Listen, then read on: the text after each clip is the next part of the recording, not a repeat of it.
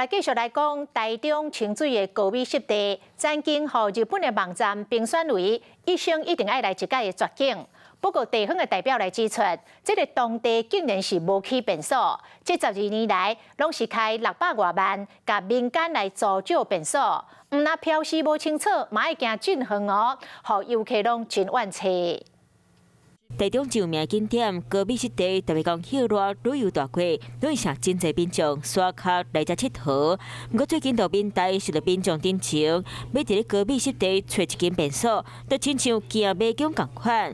那导览图无标示有的便所，甚至是平常时啊嘛无开，互游客是嗨嗨惨。去上厕所的话。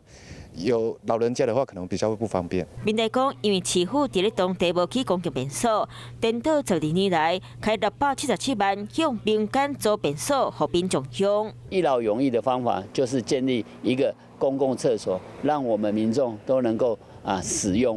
对这件代志，市府嘛讲，即摆加强便所四周围指引的标识。